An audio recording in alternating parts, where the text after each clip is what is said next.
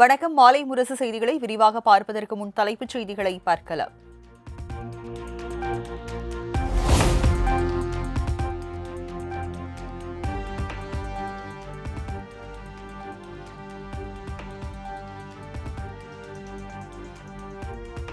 புதிய தொகுதி மறுவரையை நடவடிக்கை தென்னிந்தியாவை பாதிக்கும் என மத்திய அரசுக்கு முதலமைச்சர் ஸ்டாலின் கண்டனம். தேசிய வளர்ச்சிக்கு சிறப்பான பங்களிப்பை தந்த மாநிலங்களை வஞ்சிக்க கூடாது என எக்ஸ் தளத்தில் பதிவு.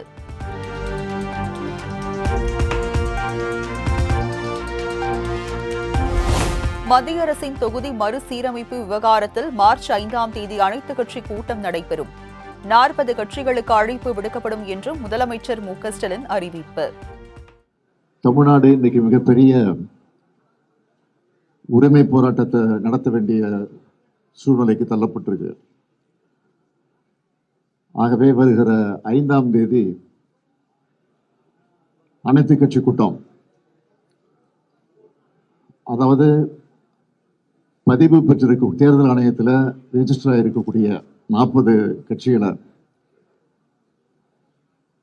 அழைக்க முடிவு செஞ்சு இன்றைக்கு நாங்கள்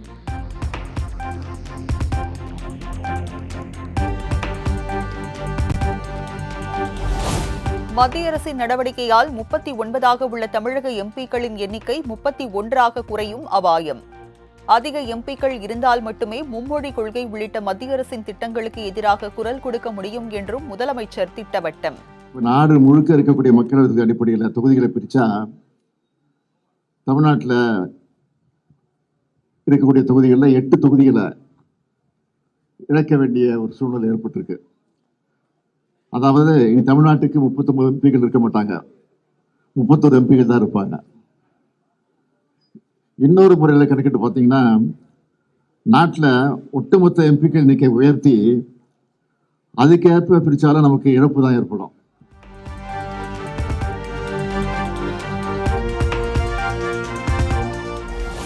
தமிழக அரசின் அனைத்து கட்சி கூட்டத்தில் கலந்து கொள்வது குறித்து எடப்பாடி பழனிசாமி முடிவு செய்வார்.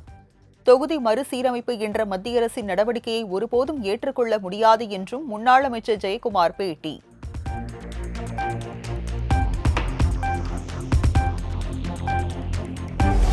முதலமைச்சர் மு.க.ஸ்டாலின் தலைமையில் தமிழக அமைச்சரவை கூட்டம். பட்ஜெட்டில் இடம்பெறும் அம்சங்கள் குறித்து ஆலோசனை நடத்தியதாக தகவல்.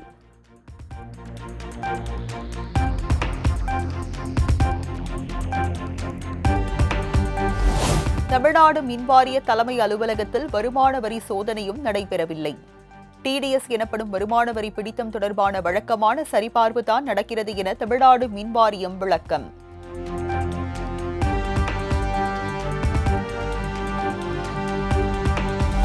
கோவை வடக்கு சட்டமன்ற தொகுதி அதிமுக எம்எல்ஏ அம்மன் அர்ஜுனன் இல்லத்தில் லஞ்ச ஒழிப்புத்துறையினர் சோதனை. வருமானத்திற்கு அதிகமாக சொத்து சேர்த்ததாக வழக்கு பதிவு செய்யப்பட்ட நிலையில் ரெய்ட்.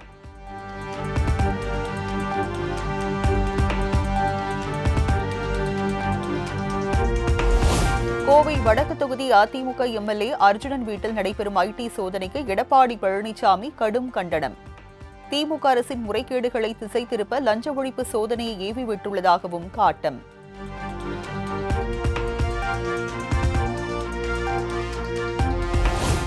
பெங்களூருவை தலைமையிடமாக கொண்டு சென்னை நந்தனத்தில் செயல்படும் கட்டுமான நிறுவனத்தில் ஐடி ரெய்ட்.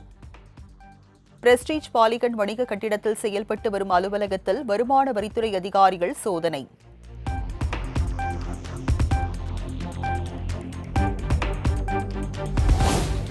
மாமல்லபுரத்தில் நாளை நடைபெறும் தமிழக வெற்றிக் கழக ஆண்டு விழாவில் முக்கிய அறிவிப்புகளை வெளியிடுகிறார் விஜய். சிறப்பு ஆலோசகராக தேர்தல் வியூக அமைப்பாளர் பிரசாந்த் கிஷோர் பேச உள்ளதாகவும் தகவல்.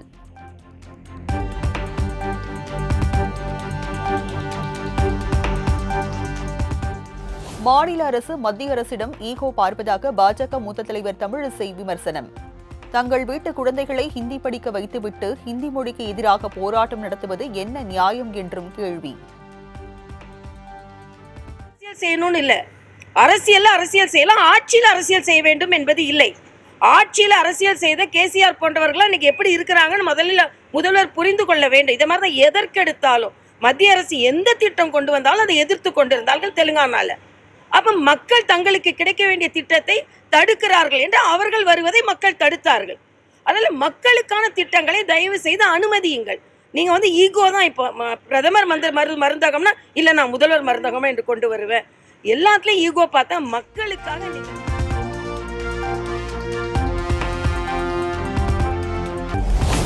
தமிழ்நாட்டில் ஹிந்தியை திணிக்கும் மும்மொழி கொள்கையை ஏற்க மாட்டோம்.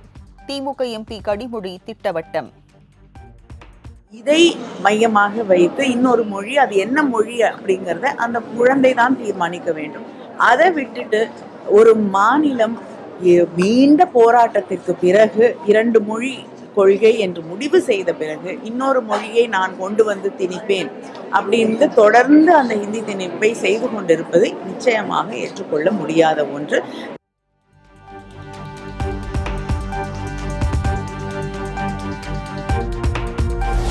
பல்வேறு வேடங்கள் போடக்கூடிய அண்ணாமலையின் பேச்சுக்கு யாரும் முக்கியத்துவம் அளிக்க மாட்டார்கள்.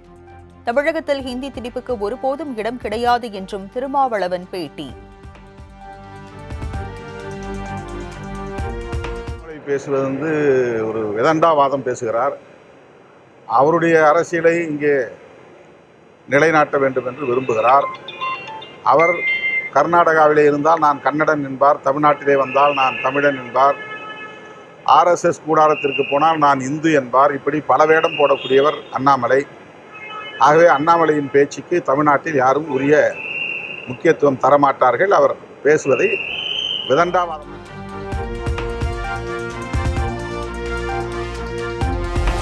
தமிழகம் முழுவதும் திமுக மாணவரணி சார்பில் கண்டன ஆர்ப்பாட்டம். மத்திய அரசின் ஹிந்தி திணிப்பை எதிர்த்து முழக்கம். உரிமை போராளிகள், உரிமை போராளிகள், வாழ்க வாழ்க வாழ்கவே, வாழ்க வாழ்க வாழ்கவே, வாழ்க வாழ்க வாழ்கவே, வாழ்க வாழ்க வாழ்கவே, தந்தை பெரியார் வாழ்கவே, தந்தை பெரியார் வாழ்கவே, வாழ்க வாழ்க வாழ்கவே.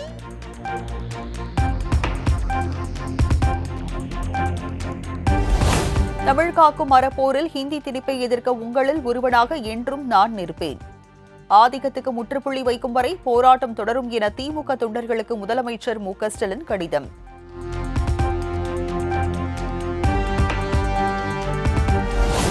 பணம் படைத்தவர்களுக்கு ஒரு நீதி, ஏழை எளிய மக்களுக்கு ஒரு நீதி என்ற திமுகவின் சாயம் வெளுத்துவிட்டதாக அண்ணாமலை விமர்சனம்.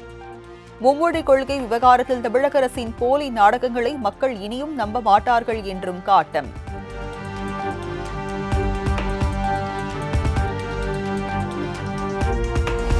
மும்மொழி கொள்கை மற்றும் PM ஸ்ரீ விவகாரத்தில் திமுக அரசு இரட்டை வேடம் போடுகிறது. அனைத்து விஷயங்களிலும் 1000 பச்சோந்திகளுக்கு தமிழக அரசு சமம் என்றும் முன்னாள் அமைச்சர் ஜெயக்குமார் விமர்சனம்.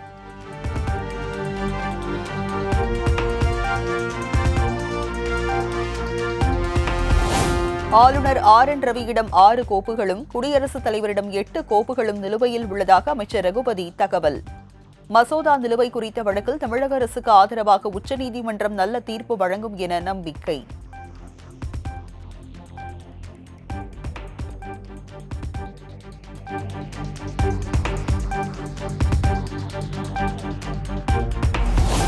நாம் தமிழர் கட்சியின் ராணிப்பேட்டை கிழக்கு மாவட்ட செயலாளர் பாவேந்தன் கட்சியில் இருந்து விலகுவதாக அறிவிப்பு. காளியம்மாளை தொடர்ந்து அடுத்தடுத்த நிர்வாகிகள் வெளியேறி வருவதால் கலகலக்கிறது நாம் தமிழர் கட்சி.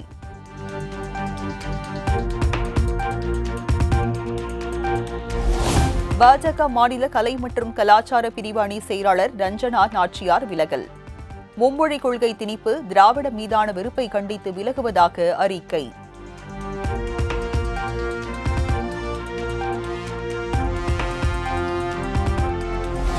சென்னை பல்கலைக்கழக துறைத் தலைவர்களை சுழற்சி முறையில் நியமிக்க கொண்டு வந்த திருத்தத்தை ரத்து செய்ய முடியாது.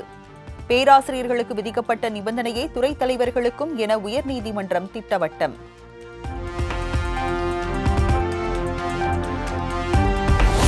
கள்ளக்குறிச்சி விஷச்சாராய மரண வழக்கில் கைது செய்யப்பட்ட முக்கிய குற்றவாளிகள் 2 ஜாமீன் மனுக்கள் தள்ளுபடி. சிபிஐ தரப்பின் கோரிக்கையை ஏற்று சென்னை உயர்நீதிமன்றம் உத்தரவு.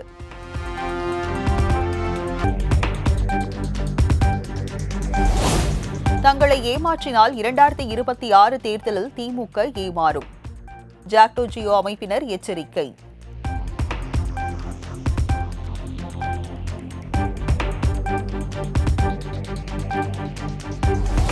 பழைய ஓய்வூதிய திட்டம் உள்ளிட்ட கோரிக்கைகளை வலியுறுத்தி தமிழகம் முழுவதும் ஜாக்டோ ஜியோ அமைப்பினர் போராட்டம். நீதிமன்ற உத்தரவை மீறி பள்ளிக்கு செல்லாத ஆசிரியர்களின் வருகை பதிவை கண்காணித்த பள்ளிக் கல்வித்துறை.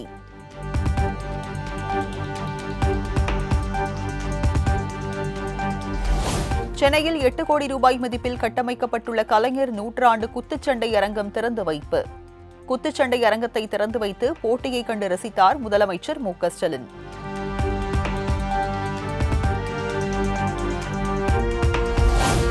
சென்னை அம்பத்தூரில் ஆசியாவிலேயே மிகப்பெரிய தகவல் தரவு மையம் திறப்பு.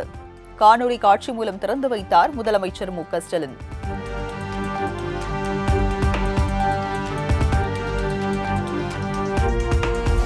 திருவள்ளூர் அடுத்து மப்பேடு நமச்சிவாயபுரம் பகுதியில் மகனை பெட்ரோல் ஊற்றி எரித்த தாய் கைது.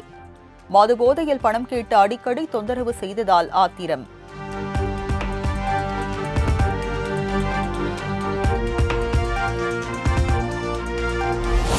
மேல்மலையனூர் அங்காளம்மன் கோயில் மாசி தேரோட்டத்தை முன்னிட்டு விழுப்புரம் மாவட்டத்திற்கு மார்ச் 4ஆம் தேதி உள்ளூர் விடுமுறை. மார்ச் 15ஆம் தேதி வேலை நாளாக எடுத்துக் கொள்ளப்படும் என ஆட்சியர் ஷேக் அப்துல் ரஹ்மான் அறிவிப்பு.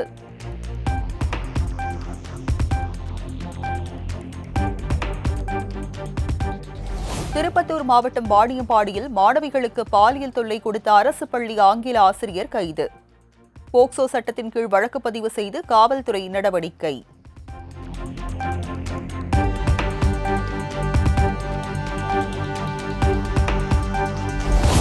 அனைத்து பள்ளிகளிலும் மாணவர்கள் பாதுகாப்பு அறிவுரை குழு அமைக்கப்பட்டுள்ளதா?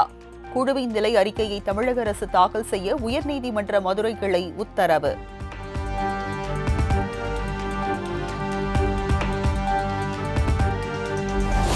கழிவுநீர் அதிக அளவில் கலப்பதால் பவானி ஆறு நிறம் மாறிய விவகாரம்.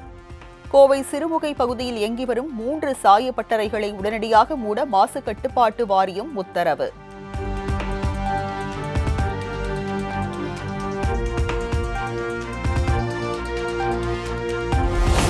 அரசு ஆரம்ப சுகாதார நிலையம், மருத்துவமனை, பேருந்து மற்றும் ரயில் நிலையம் என மக்கள் அதிகம் கூடும் இடங்களில் ORS கரைசல் வழங்க வேண்டும். தமிழகத்தில் தஞ்சை, திருவாரூர், நாகை உள்ளிட்ட 9 மாவட்டங்களில் நாளை மறுநாள் கனமழை பெய்யும். சென்னை வானிலை ஆய்வு மையம் தகவல்.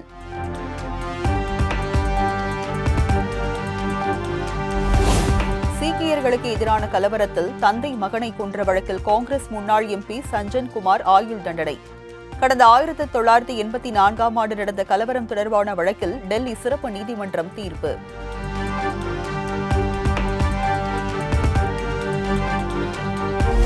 டெல்லி சட்டப்பேரவையில் அமளியில் ஈடுபட்ட முன்னாள் முதலமைச்சர் அதிஷி உள்ளிட்ட 12 MLA-க்கள் சஸ்பெண்ட்.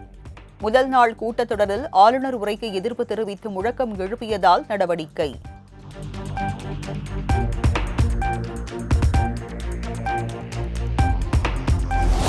டெல்லியில் ஆம் ஆத்மி ஆட்சியில் மேற்கொள்ளப்பட்ட மதுபான கொள்கை முறைகேட்டின் மூலம் 2000 கோடி ரூபாய் இழப்பு. சட்டப்பேரவையில் தாக்கல் செய்யப்பட்ட CAG அறிக்கையில் பரபரப்பு குற்றச்சாட்டு.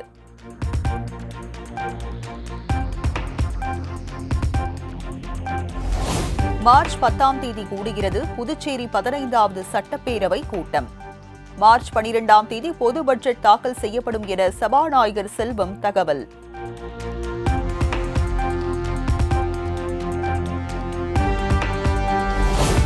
முன்னாள் பிரதமர் இந்திரா காந்தி குறித்த அவதூறு கருத்து மற்றும் காங்கிரஸ் MLA-க்கள் 6 பேர் சஸ்பெண்ட் செய்யப்பட்டதற்கு எதிர்ப்பு. ராஜஸ்தான் சட்டப்பேரவை வளாகம் முன்பு காங்கிரஸ் MLA-க்கள் தர்ணா போராட்டம்.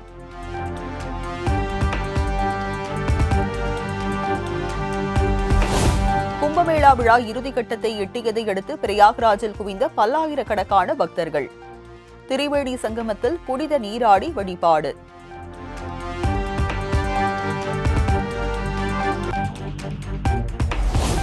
இலங்கையில் அதிபர் அனுரகுமார திசநாயக்க அரசுக்கு எதிராக களமிறங்கிய பல்கலைக்கழக மாணவர்கள்.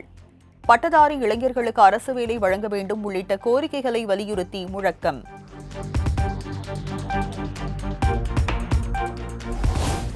ஸ்பெயினில் நடைபெற்ற கார் பந்தயத்தின் போது மீண்டும் விபத்தில் சிக்கிய நடிகர் அஜித். சிறிய விபத்திற்கு பிறகு நிதானமாக காரை ஓட்டிய வீடியோ வைரல்.